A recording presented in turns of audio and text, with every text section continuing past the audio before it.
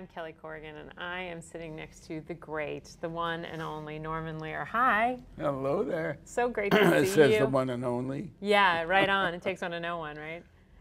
So I loved your book so much, and I particularly love the story about trying to get Frank Sinatra to be in that movie. Yes. Will you tell a little bit of that story? Well, it was Neil Simon had written his first play, and it was called One Shoe Off at the very beginning, later called Come Blow Your Horn. And my partner, Bud Yorkin, and I saw only one person in this role, and it was Frank Sinatra. I had to get Frank Sinatra. How old are you at this point? I am, oh gosh, I don't remember how old I was.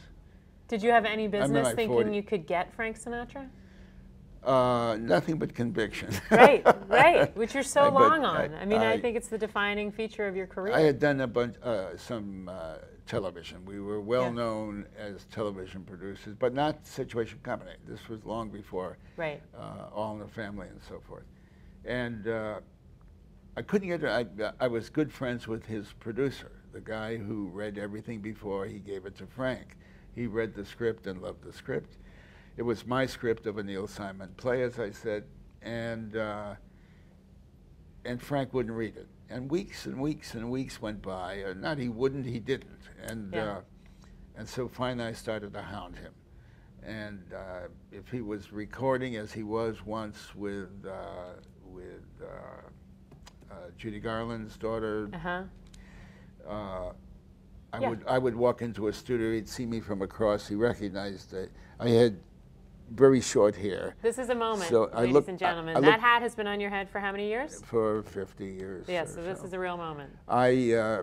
He thought I looked like a helmet. He said, that's the helmet. Get the helmet. What the hell is the helmet doing in there? I mean, he totally had you in the crosshairs, like, get him away from me. Yes. I sent the picture, the story was about the awakening of a young brother, so the script was called Cock-a-doodle-doo for a while. I sent him 10 roosters. Live roosters. Live roosters. He found at his gate when he left in the morning, or somebody else found. And didn't do the trick. No, none of that did the trick. I had a skywriter once. I did a lot of things. When it was called Come Blow Your Horn, had trumpeters out in front from UCLA, USC.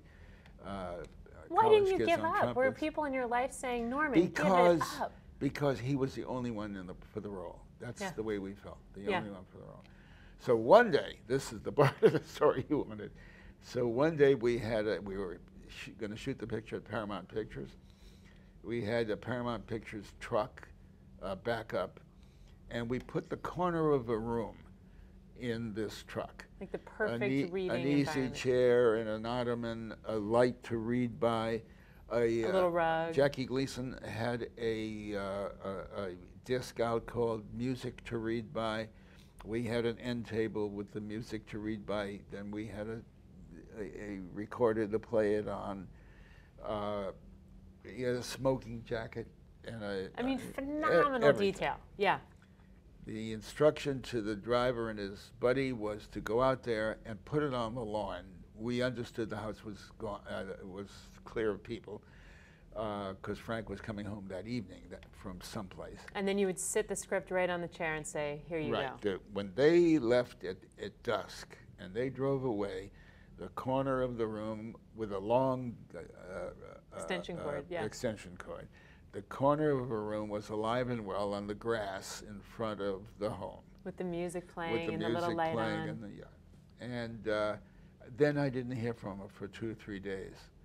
And I called. Devastated. You must have been devastated. I was furious and devastated.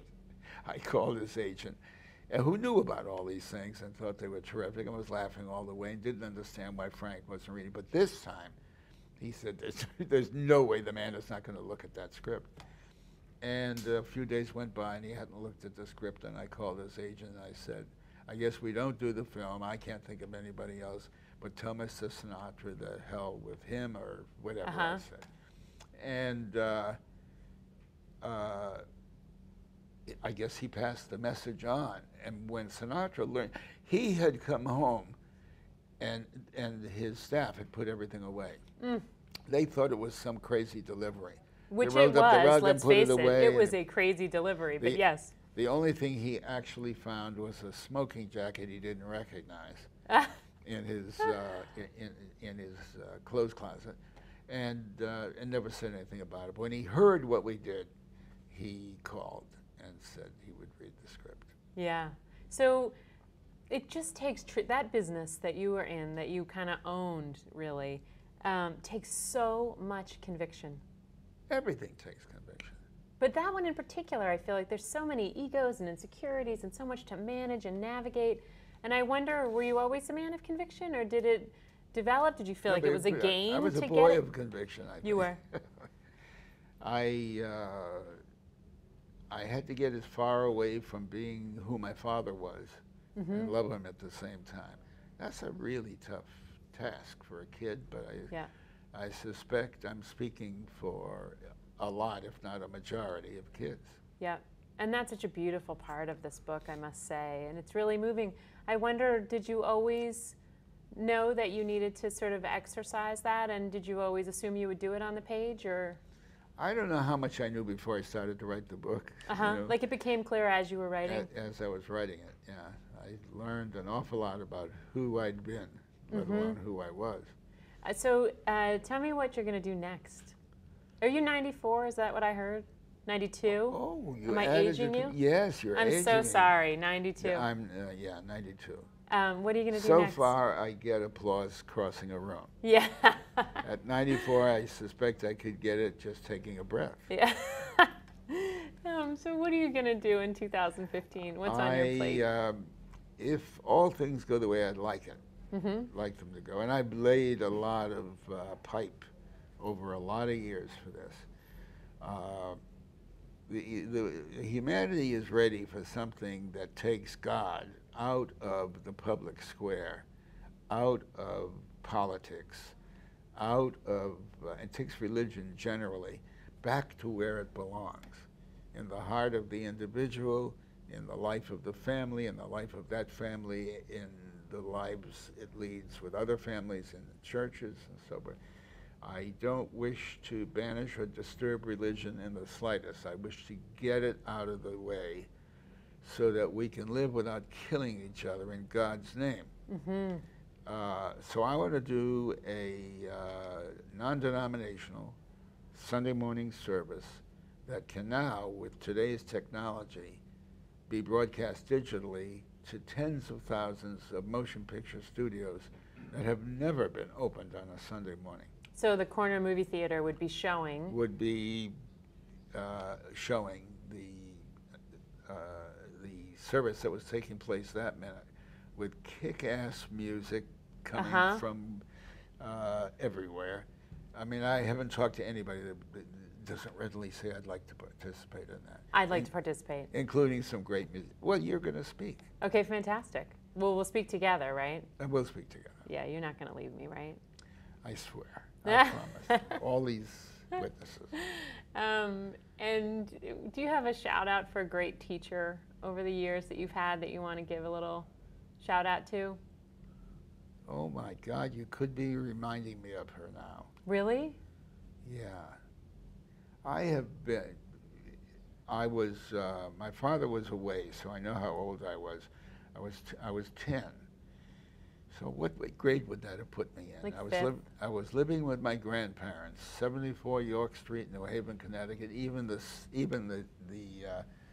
street, let alone the building, isn't there anymore. York Street. And I can't remember the name of the public school, but do I remember Miss Nevins? Yeah. And you are my Miss Nevins, with absent a dimple. Oh, she had a dimple on her chin? Yeah. Now do I really look like her? Yeah, very much now. I can't tell you how well I remember Miss Nevins. Wow. And I was in love with Miss Nevins. And I loved Kirk Douglas the minute I met him before his dimple. Oh, sure, because it took you right to her. Listen, I could talk to you all day, as you know, but I think we have to go. But thank you so much. Thank you so much for coming by. I loved it. Thank you. To be continued. To be continued.